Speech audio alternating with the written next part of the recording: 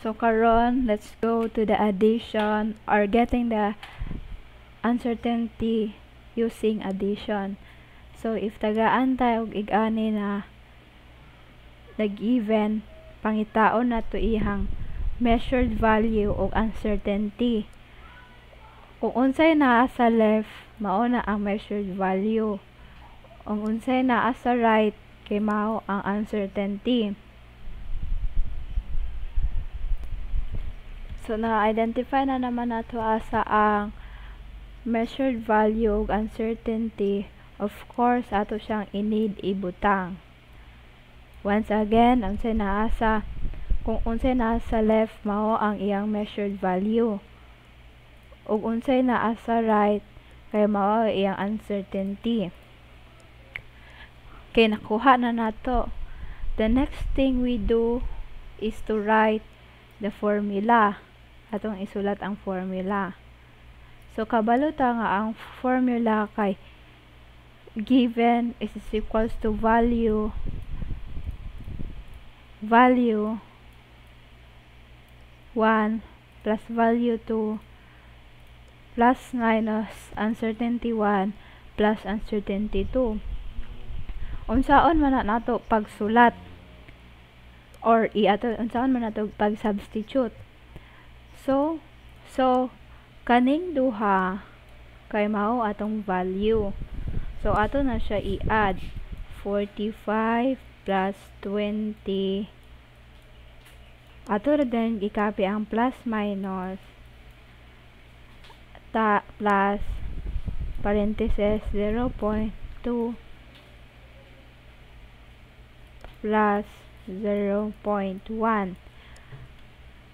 Pag ato na siyang i-add tanan, may 45 plus 20, pila man ang answer? 65. Kaya naa may cm dire, na may cm. Kailangan dyan po na do kapihon iyahang unit, cm. Plus, minus, 0.2 plus 0.1 is equals 0.3. At di na to kalimtan ang unit, cm. So, mauna na ang final answer. Gets? Mana naman to sa addition, so subtraction ang sadta. Sa subtraction, kailangan dyan po nato i-identify asa ang value ug asa ang uncertainty. Kabalo na ta ang value na asa left ug ang uncertainty na asa right. So, ato ra dyan sa ibutang aron di ta manglibog. So, ang value kay 30 ug 12. Tapos, ang uncertainty kay 0.3 ug 0.2. Ang formula sa subtraction kay ang kalainan na niya sa addition kay ang value i-minus pero ang uncertainty i-plus. Ang formula, value 1 minus value 2 plus minus uncertainty 1 plus uncertainty 2. Atong buhaton kay ato na sad siyang i-substitute sa iyang given.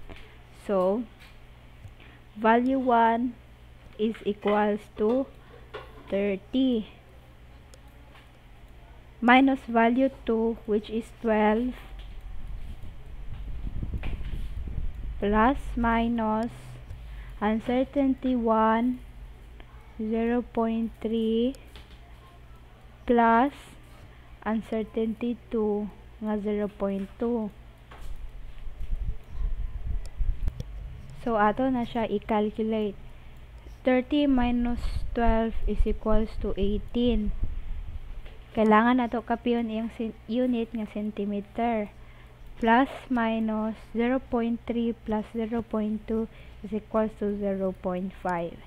So, mauna na ang final answer.